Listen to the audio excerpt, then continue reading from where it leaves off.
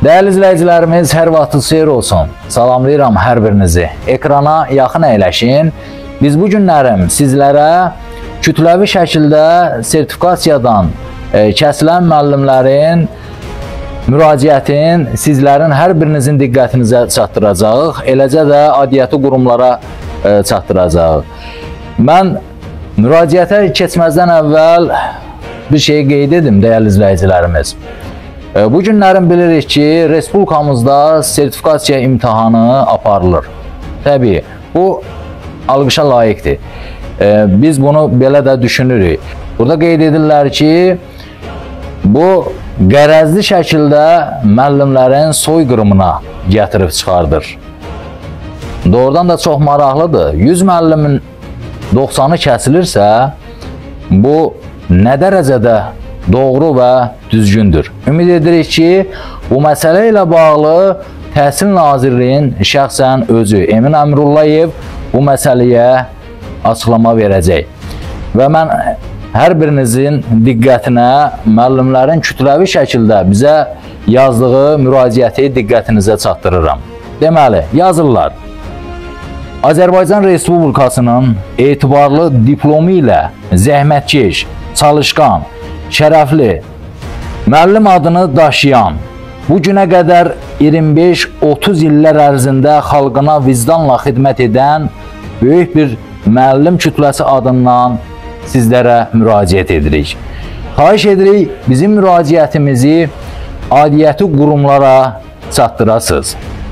Biz sertifikasiyadan kəsilən müəllimlər Təhsil Nazirliyindən və sualları tərtib edən təhsil işçilərindən xahiş və tələb edirik ki, 20 iyun tarixdə keçirilən sertifikasiya imtahan sualları ortalığa çıxarılsın və imtahan yenidən təşkil olunsun. MİQ sualları ilə sertifikasiya sualları arasında fərq olduğunu hamı görsün. Ayın 17-si, 18-i, 19'unda keçirilən imtahan sualları ortadadır və balları həmin vaxt məlum oldu. Amma nədənsə 20'sində keçirilən imtahanın sualları yoxdur, gizlədilib. Niyə? Çox maraqlıdır dəyərli izləyicilərimiz. Bilmək istəyirik ki, 20'si 6-cı ay, yəni 20'si iyun 2025-ci il tarixdə keçirilən imtahanın sualları niyə ortaya çıxmır? Ballar isə ayın 24'ü bəzi müəllimlərin şəxsi səhifəsinə gəlib. 25-30 il göstərdiyimiz fəaliyyətdən sonra müəllimləri imtahan edib işdən uzaqlaşdırırlar. Adını da yararsız qoyurlar. 29 bal toplayan müəllim savadsız, 30 bal toplayan müəllimlər isə savadlı adlandırılır. Demək olar ki, bir bal üzərində savadlı və savadsız dəyişilir. Biz sözümüzü müəllimləri imtahan edən qurumlara çatdırmaq istəyirik. Müəllimlər üçün hazırladıkları suallardan xəbərləri varmı? Suallar sertifikasiyaya aiddir, yoxsa MİQ-ə? Çox maraqlıdır. Suallar niyə ortaya çıxmır? Ayın 17-sindən 20-sinə qədər keçirilən imtahan sualları həmin vaxt paylaşıldı, baxıldı. Ancaq ayın 20'sində olan İngilis dili əsasən, İngilis dili imtahan sualları və balları məlum deyil. 60 sualdan 12'si səhv, 5 sual isə bizə aid idi. Qalanları MİQ sualları idi. Necə olur ki, 100 nəfər müəllimdən 90'ı kəsilib? İmtahan zamanı müəllimlərin gördükləri və müşahidə etdikləri tam əsaslıdır. Bütün müəllimlər tərəfindən bu imtahan etirazla qarşılanır. Bütün müəllimlər sualların MİQ üçün suallar olduğunu təsdiq edir. Sizdən xahiş edirik, bizim müraciətimizi Təhsil Nazirliyinə çatdırasınız. Bu arada ümid edirik ki, Təhsil Nazirliyi bu müraciəti eşidir. Bəlkə xəbəri yoxdur. Bu qədər müəllim adını daşıyan xalq müəllimlərin cəmiyyətdə aşağılamaq, nüfuzunu aşağı salmaq nə qədər düzgündür? Çox maraqlıdır dəyərli izləyicilərimiz. Biz müəllimlər imtahandan tam narazıyıq və Təhsil Nazirliyindən bizim suallarımızı cavablandırmağını istəyirik. Cənab Nazir, qəsdən kəsilən müəllimlərə, imtahan nəticəsinə görə dünyasını dəyişən müəllimlərin ailəsinə, xəstəxanada ağır vəziyyətdə olan müəllimlərin yaxınlarına açıqlama versin və kəsilən müəllimlər üçün nəyi nəzərdə tutub desin. MİQ-çilərin sualları ilə müəllimlərin imtahan etməkdə və onları işlərindən uzaqlaşdırmaqda məqsəd nədir? Biz yenidən imtahan tələb edirik və sualları da sertifikasiyaya uyğun olsun. Sertifikasiya imtahanından MİQ sualları ilə kəsilən müəllimlər adından ictimaiyyətə çatdırmağınızı xahiş edirik.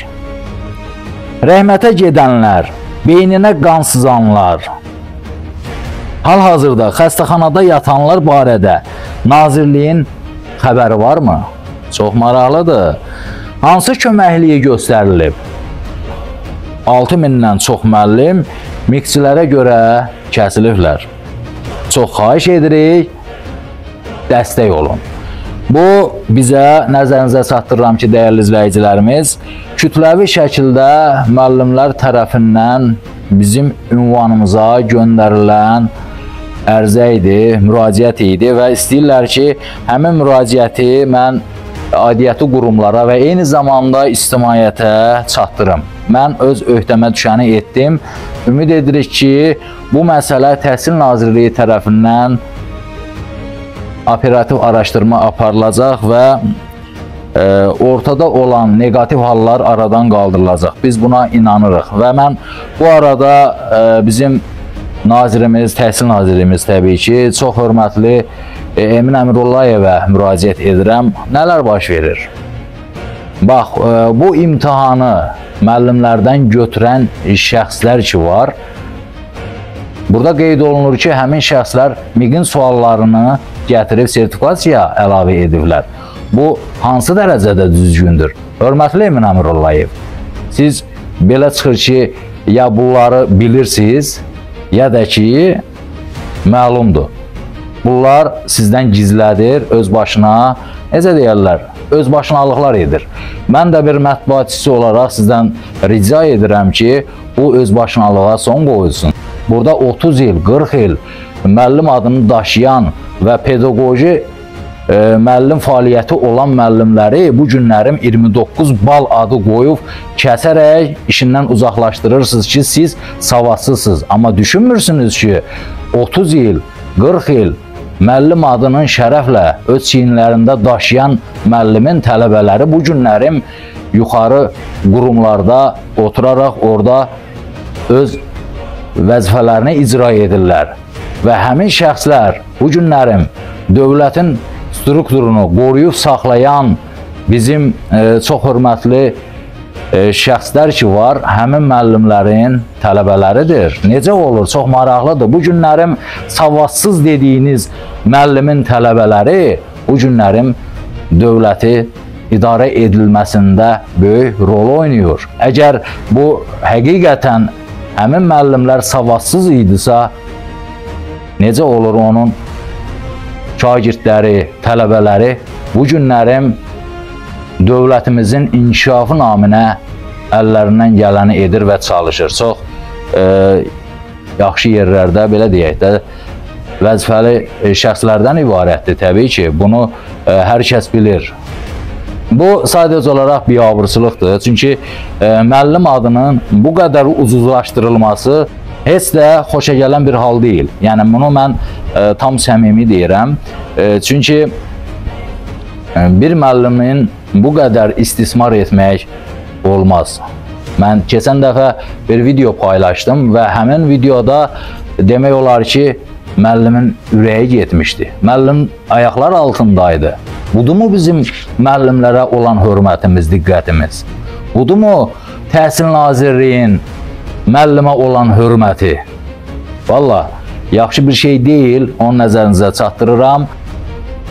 Əsasən də ingilis dili müəllimələri nəzərə alınmalıdır. Çünki onlar həqiqətən burada mən baxıram, müəyyən burada yazılıblar. Halbuki bu məsələləri yazan insanların adlarını mən hələ ki anonim saxlayıram. Ancaq burada həmin şəxslərin, yəni bizə müraciət edən şəxslərin adları, siyahıları qeyd olunub.